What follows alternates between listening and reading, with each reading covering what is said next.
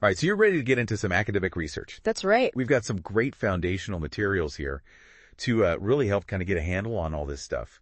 By the end of this deep dive, you'll be fluent in research speak. Yeah. And totally ready to like size up any source like a pro. That's the goal. Who knows? You might even feel ready to kick off a research project of your own. Yeah, it's true. Research is often seen as this rigid, boring process. Yeah. But it's really more like a dynamic conversation that's always evolving. That research is inquiry concept from the notes. Right. Really captures that idea. It's all about questions. Right. And letting those questions lead you down all these new paths. And one of the coolest things about research is that, it's not linear. Right. You don't just follow a straight line to an answer. Uh-huh. It's more of a spiral, where every stage can spark new insights and send you circling back with a fresh perspective. So you're constantly refining your approach based on what you're learning along the way. Exactly. Take the Human Genome Project, for example. Yeah. Researchers initially thought they were just going to map the entire human genome, but that massive undertaking led to so many unexpected discoveries. Right. It opened up entirely new fields of study, like epigenetics. Wow.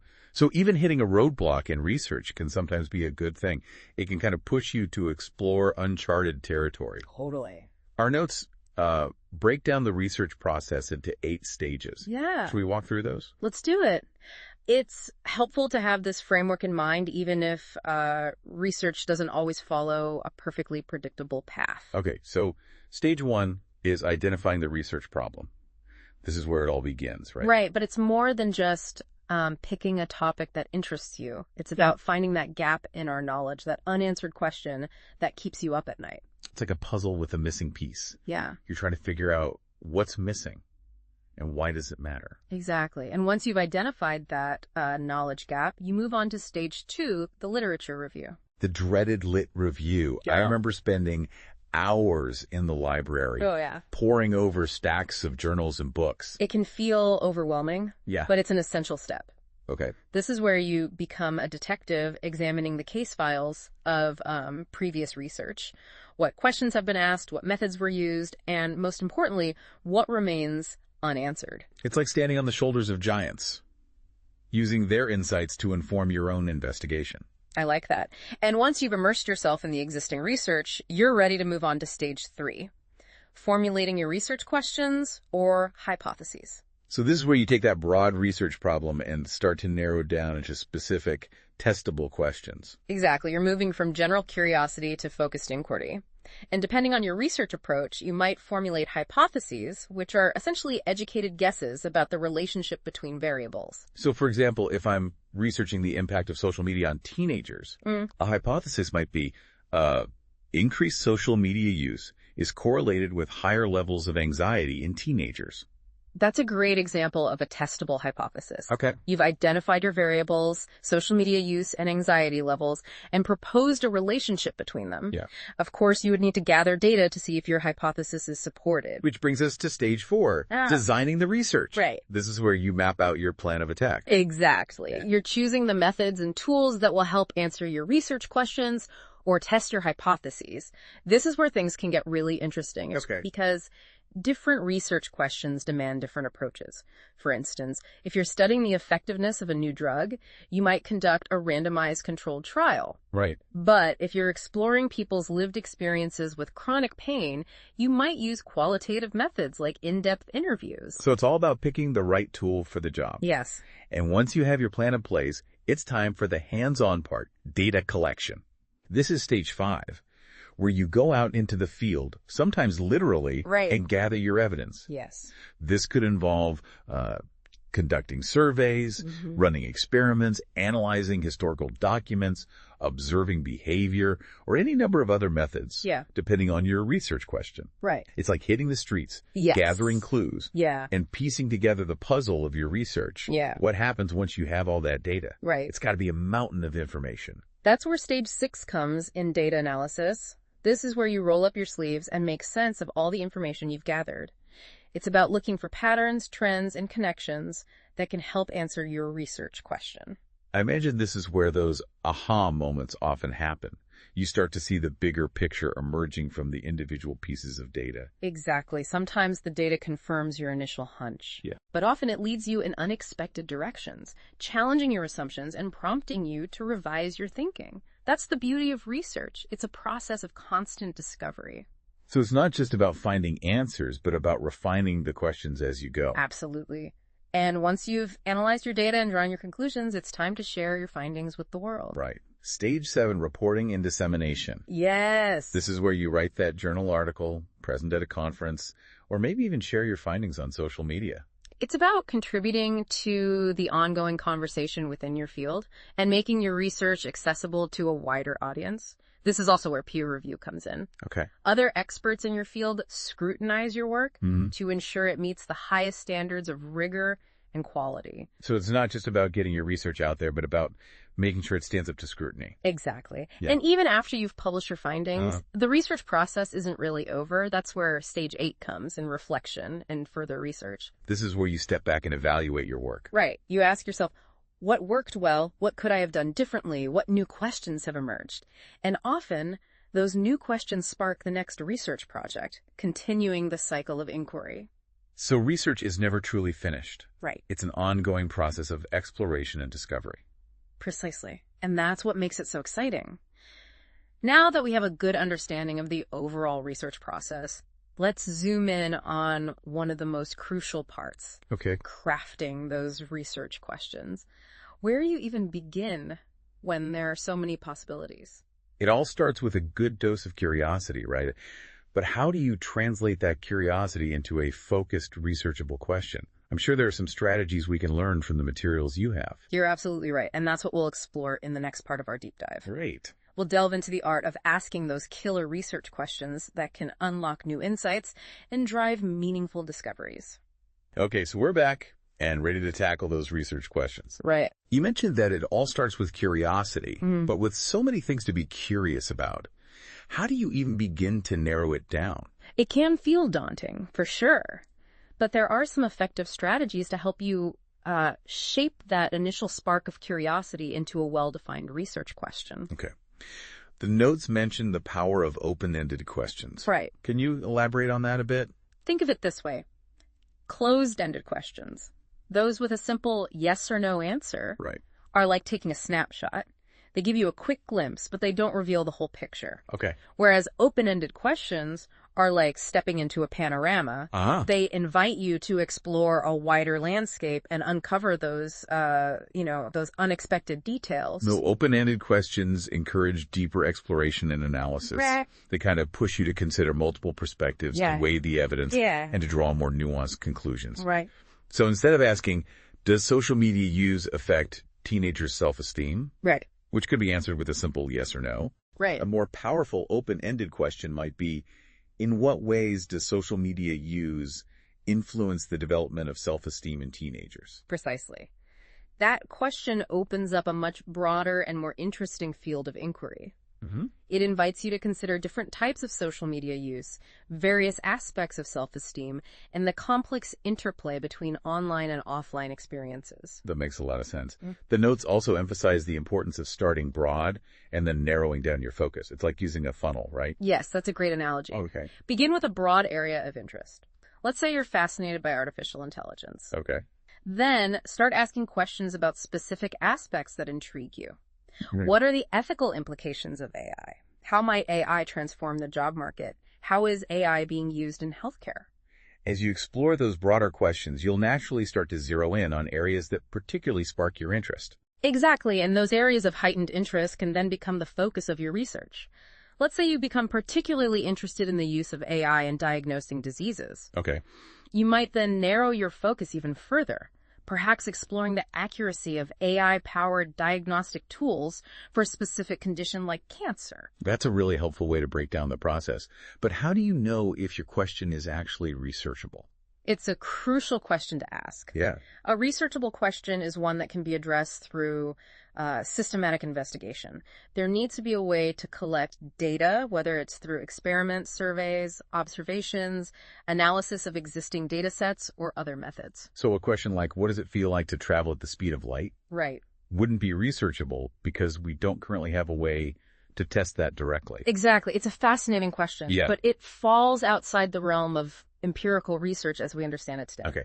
This all ties into another key concept highlighted in the notes, the difference between scholarly and non-scholarly sources. Yeah. Why is it so important to be able to distinguish between them? In today's world, we're bombarded with information from all directions.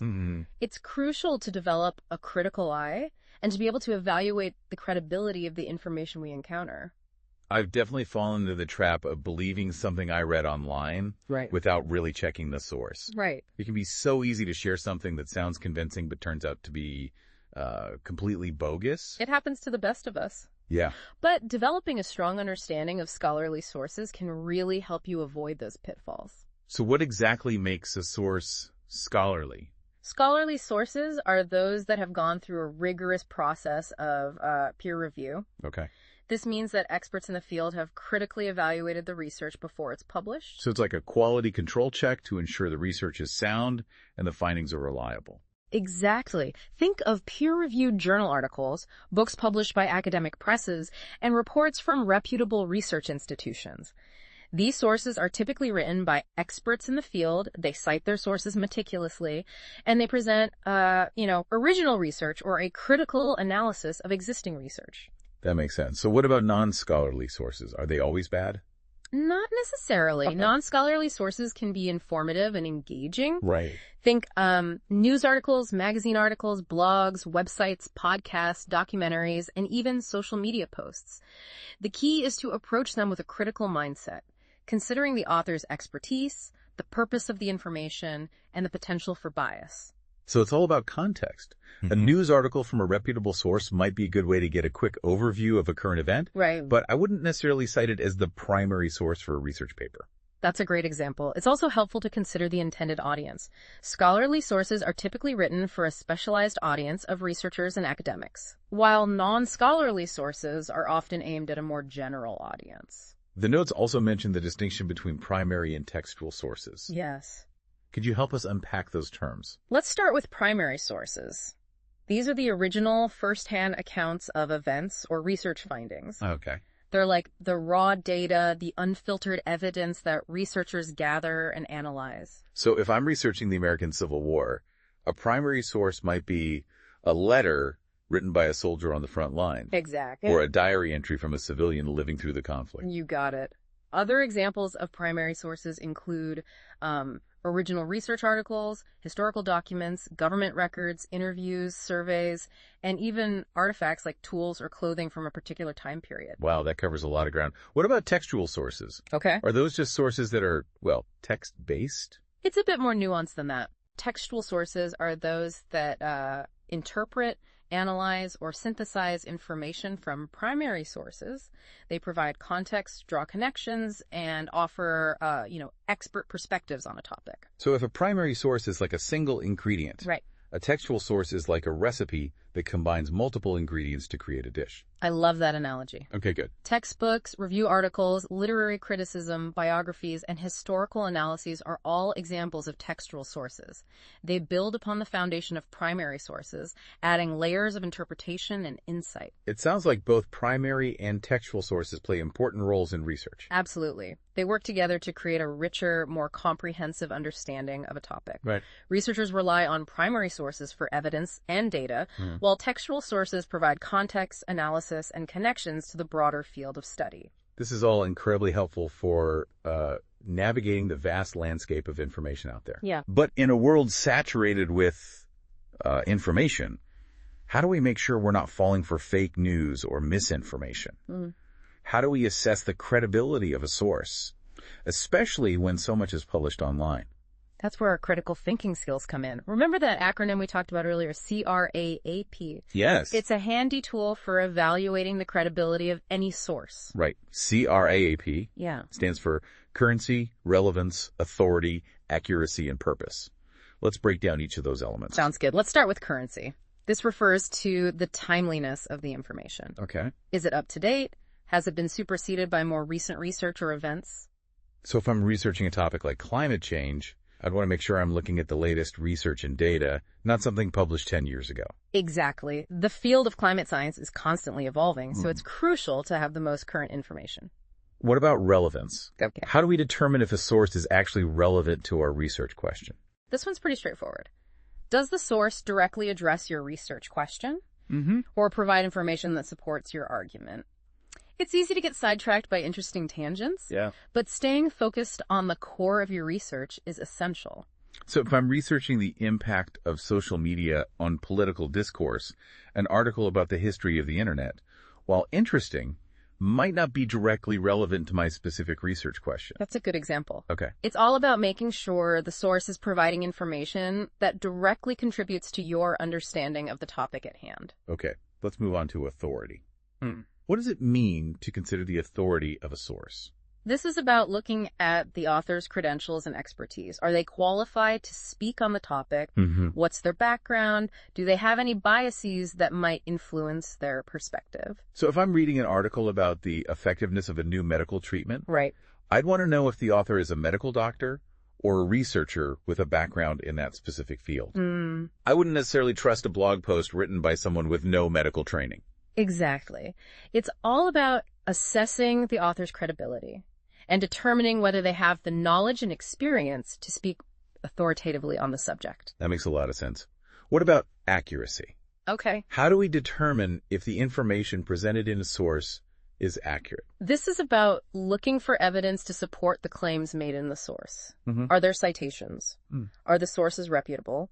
Does the information align with what you already know about the topic? So if a source makes a bold claim without providing any supporting evidence or citations, that would be a red flag. Absolutely. A credible source should be transparent about where its information comes from and should back up its claims with evidence. And finally, we have purpose. Right. Why is it important to consider the purpose of a source? Every piece of information is created with a purpose in mind. Is the author trying to inform, persuade, entertain, or sell something? Understanding the author's intent can help you evaluate the information more critically. So if I'm reading a website that's promoting a particular product, I need to be aware that the information presented might be biased or incomplete. Exactly. Being aware of the author's purpose can help you avoid being swayed by persuasive language or marketing tactics. It allows you to approach the information with a healthy dose of skepticism and to evaluate it within the context of the author's goals. This CRAP test is a really valuable tool for navigating the information landscape.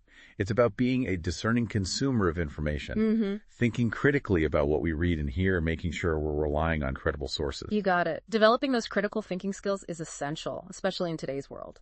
It empowers you to make informed decisions, to engage in meaningful discussions, and to contribute to a more informed society. Speaking of contributing to a more informed society, we can't forget about the importance of citing our sources. This is something that's emphasized throughout the notes. Yes.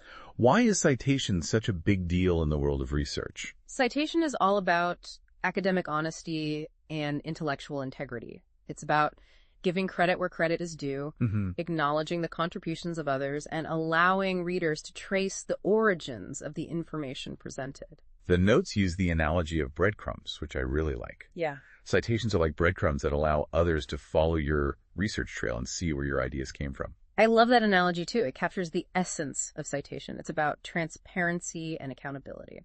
So besides avoiding plagiarism, what are some other benefits of citing our sources?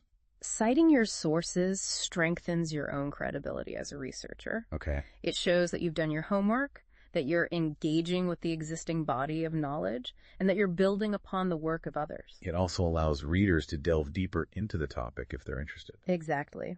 Citations provide a roadmap for further exploration. They allow readers to access the sources you used, to verify the information presented, and to discover additional perspectives on the topic. It sounds like citation is a win-win for everyone involved. Yes. It ensures academic integrity, strengthens your own credibility as a researcher, and provides valuable resources for your readers. You got it.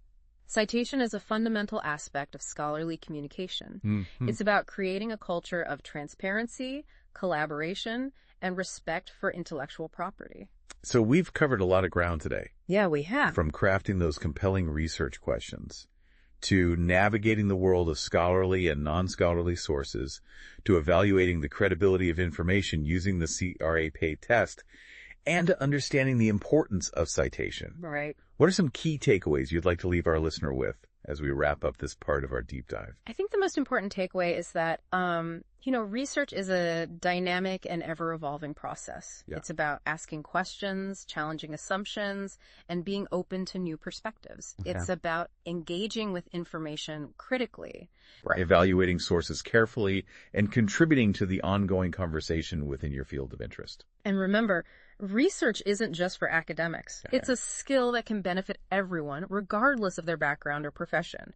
Developing your research skills can help you become a more informed citizen, a more critical thinker, and a more effective communicator. Well said. Okay.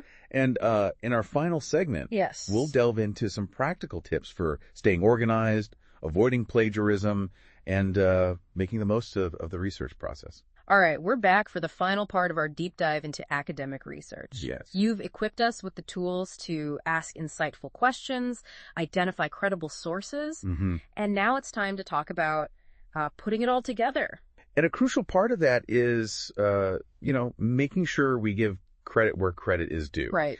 We touched on citation earlier, but let's delve into some practical tips for avoiding plagiarism and ensuring academic integrity. The notes emphasize the importance of keeping meticulous track of your sources from the very beginning. Yeah. Any tips on how to stay organized amidst, the chaos of research? Organization is key. Imagine trying to bake a cake without keeping track of the ingredients you've used. Right. It would be a disaster. The same applies to research. You need a system that works for you, whether it's old school note cards, a spreadsheet, or a dedicated citation management software. There are some great tools out there that can help you generate those citations automatically. I remember struggling with formatting bibliographies back in the day. Oh, yeah. Technology has definitely made things easier. Absolutely. But while these tools are fantastic for streamlining the process, remember, they're aids, not replacements for understanding the principles of citation. You still need to grasp the why and how of giving proper credit. And that includes not just direct quotes, but also paraphrasing, right? Right. The notes emphasize that paraphrasing isn't just about swapping a few words around. You've hit the nail on the head. Paraphrasing is about truly understanding the original material and expressing it in your own words while maintaining the core meaning. Think of it like explaining a complex concept to a friend. You wouldn't just regurgitate what you read, you'd break it down in a way that makes sense to them. So if I'm paraphrasing a study about the effects of sleep deprivation on cognitive function, right, I wouldn't just replace cognitive function with brain performance. Yeah. I'd need to restructure the sentence, maybe even break it down into multiple sentences to make sure I'm truly conveying the information in my own voice. Precisely. And of course, even when you're paraphrasing, you still need to cite the original source. You're giving credit for the idea, even if you're expressing it in a different way. It's all about being transparent and acknowledging the intellectual contributions of others. Yeah. The notes also mention plagiarism checking software as a safety net. Right. Yeah. These tools can be helpful for catching unintentional errors or highlighting areas where you might need to strengthen your citations, but they shouldn't be your only line of defense. Right. It's like relying on spell check to catch all your typos. Yeah. It's a useful tool, but it's not foolproof. You still need to be actively engaged in the writing process and make sure you're giving credit where it's due. Couldn't agree more. Now we've explored the stages of research, delved into the art of crafting research questions, navigated the world of scholarly sources, and even tackled the nuances of citation. We have. What are some key takeaways you'd like to leave our listener with as we wrap up this deep dive? I think the most important takeaway is that research is a journey, not a destination.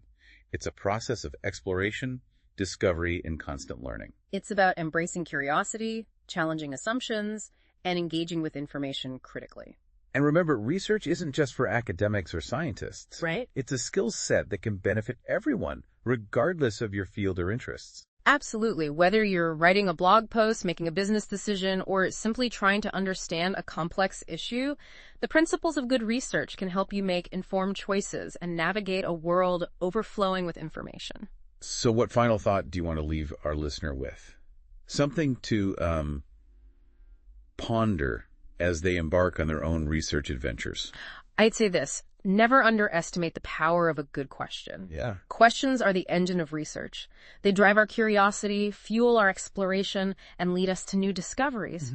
So embrace those questions, delve into those topics that spark your interest, and never stop exploring the vast and fascinating world of knowledge. Beautifully said. It's been a pleasure diving deep into the world of research with you. We hope you found this exploration enlightening and empowering. The pleasure was all mine. And to our listener, happy researching.